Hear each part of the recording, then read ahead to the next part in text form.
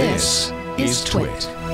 So Facebook promised to label political ads and to reveal who bought them, right? Which everybody said, yay, at last, right? Yes. Well, when I was out at F8, I quickly saw they were wrestling then, and they've been wrestling ever since.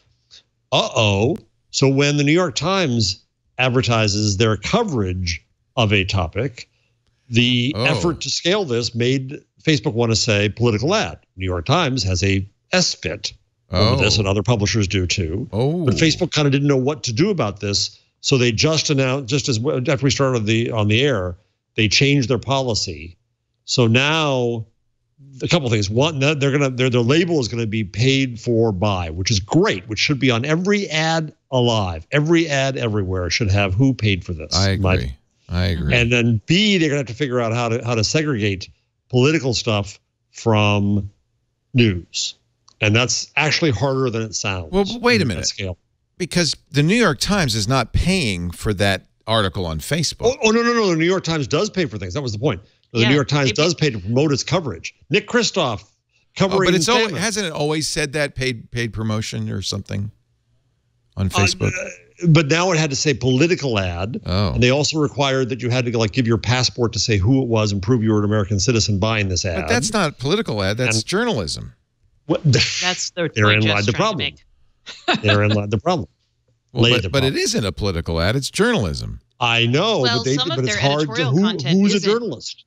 Wait, though, because some of their editorials, I would argue, are political ads almost. Almost. I would not call what they're doing. I would not call the editorial pages of newspapers journalism. I think that's actually a really important distinction. Maybe you need multiple distinctions. Herein lies their headache. If you're Nick Kristof and you have a opinion piece in the New York Times, and the New York Times promotes it on Facebook, it doesn't need to be billed as a political ad paid for by the New York Times. It doesn't make any sense at all. All right, so a lot of writing has point of view. That doesn't make it political advertising. Well, so like when Ajit Pai writes something in the Wall Street Journal, is that political? No. Or is that... Not if the journal publishes it, no. If Ajit Pai writes an article that says you should vote for candidate X, that might be. But there's more to politics, especially in today's voting. world. Yeah, which is, don't forget what the Russians did. They went after issues like race. Yeah. You got to be careful, because if you start billing everything as political advertising, then it means nothing.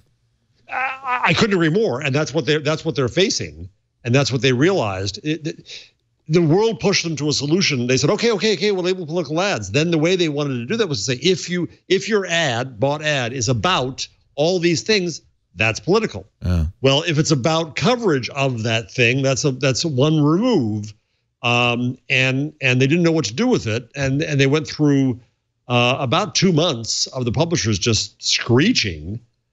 And I get it. I think publishers are right to screech because I agree with you, Leo. This is absurd, but they didn't know how to do it. So this is the world that we're in now. It's just fascinating to see these things that you wouldn't have expected would have caused real headaches. So that change came out just as we started. I think we can find a definition of political advertising that does not include op-ed pieces. But well, Stacey disagrees with you. I do. I might write an op-ed about it. Do we want to talk about Google? Because I have a question for y'all. Why would we do that? There's a difference. There's a difference between political speech and political ads. Oh, okay, one's yes. paid for. Yeah. Political speech. But if you make an advertisement based on political speech. speech. No, but they're not making, that's the New York Times buying promotion for the New York Times. That's indirect by indirection of one. That's not the same thing as a paid political ad. I think that's. I agree, but that wasn't easy to do. Well, I just did it. Well, you have to have a list. The problem is this. You have to have a list of who is a legitimate news organization. Now, I'm actually working on a project. I guess you're right. I guess if Breitbart bought bingo, promotion for a Breitbart editorial supporting anybody but Mark Sanford, Right. That would kind of count like a political ad. All right. Even though they call themselves a publisher, a news publisher, no, their agenda is clear. Their agenda is propagandistic. I feel like there's political speech, there's advertising, there's promotional advertising for content. That should not be political. That should not. I think it's worth, maybe there's some gray areas getting through to being very clear that this was an ad purchased by organization X to promote candidate Y. That should be billed. What about purchased by Planned Parenthood? And the ad pushes the agenda. No, because Planned Parenthood's not a journalistic entity. No, but is that a political ad? Yeah. Okay. What if Ann Richards writes okay, she's dead. Cecile Richards writes a It's a miracle.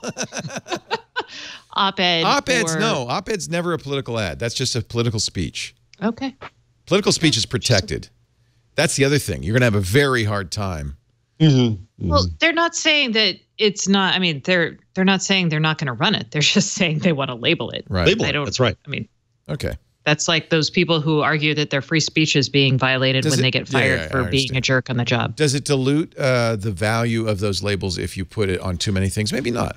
That's part of the question too. Yeah. I mean, so at the root of this, so I'm about to start working on a project. I won't talk about it now because it'll go on forever. But another week, I'm happy to.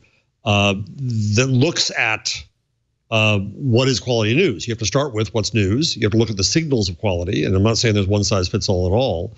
But those are discrete issues.